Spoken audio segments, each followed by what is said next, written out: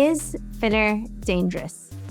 This is a question I get asked all the time, especially now, with more dramatic stories being shared online and videos going viral and circulating in the wild, wild web.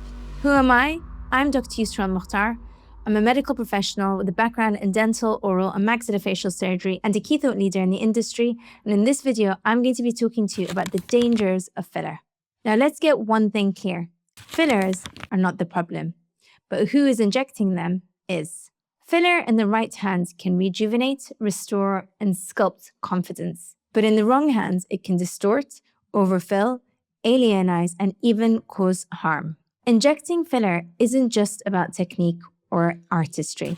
It's about understanding the biology and the anatomy that you're injecting into. A good injector understands the anatomy that lies beneath the surface. They know the areas that are high risk, where the blood vessels are likely to be, and how to inject you in a safe manner, avoiding blood vessels that can actually cause harm, stroke, fatalities, permanent visual loss. And also know how to use tools to assess the anatomy that lies beneath, because here's the reality. Textbook anatomy is a lie. No two people are the same. Where your blood vessels are and where mine are in completely different areas. And this is why we have brought on tools like ultrasound to assess where the blood vessels are underneath the surface, so that when we're injecting, we're mapping out the vasculature to reduce the risk of causing you harm. But it's not just the artistry, and it's not just understanding the vessels, but it's also ethics, honesty, and integrity. And that means knowing when to say no. Would you get on a plane with an unqualified, untrained, or not experienced pilot who didn't know how to navigate a storm or how to land safely? I don't think you would. It's the same with your face. I wouldn't get on a plane with an untrained pilot, and neither should you. You want to ensure that the person who's driving the plane knows how to navigate a storm and how to land safely. It's true also with your face. You only get one, so please don't group on it. Now, why are we seeing alienized faces, distorted faces? Why have we recently heard of people dying because they've had filler injected into their bum? These are actually real concerns, but the reality is it's not the filler that's the problem, it's the person that's injecting it. And unfortunately, we've seen a rise in complications and patients coming in harm's way because people who are untrained are injecting filler into areas that they should not be. And yes, any procedure carries risk, even in trained hands. Complications can and do happen. And there are risks when you're having injectables, but these risks can be minimized if you're choosing your injector wisely. And of course, if you're using fillers that are regulated, tried and tested, have a high safety profile and have a low risk profile.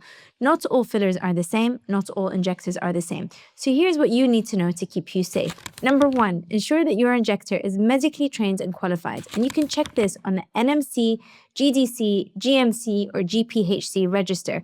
Don't just take it as face value. Actually check that your clinician is who they say they are and that they are registered and regulated and accountable for what they're doing to your face. Number two, ask about their complication training. Do they know how to navigate a storm? Have they ever had a complication? What did they do about it? Did they hold the hands of the patient? Did they block the patient on Instagram? These are really important because you need to know that they're going to be there with you, not just in the good times, but also in the hard times, if God forbid they do happen. Number three, are they qualified to prescribe? That means if in the unlikely event you have a complication, an infection, a vascular occlusion, can they procure the medicine that is required to reverse that? And that is probably one of the most important things, because the last thing you want is for your injector to call a friend to get the medicine that you need to get you back to normal. Number four, look at their aesthetic. Look at their work. Is it in line with your goals?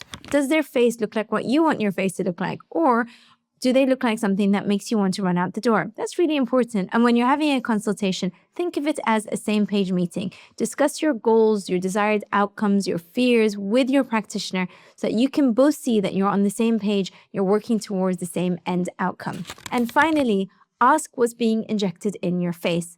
There are over 400 different fillers in the market in the UK. That means people are making them in the back shed and having them injected in your face.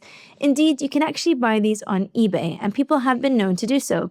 So make sure that whatever you're having injected in your face has, as a bare minimum, a CE mark. This is a requirement for an injectable. But because it's unregulated, really, this is something that people are not checking enough. A product that has a CE mark has undergone at least a bare minimum of safety regulation, so you know that it does what it says on the tin, that it's sterile and safe to inject. So don't be scared. There are the celebrity horror stories that we've all seen that has scared people from having filler because of puffiness or distorted faces, but there are many more people who are having work done beautifully that's undetectable or invisible because good work looks real.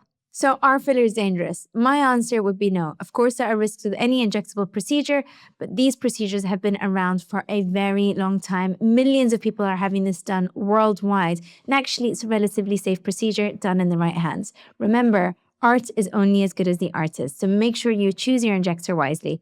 If you have any questions, drop them down below. Don't forget to like and subscribe, and I'll see you in the next video.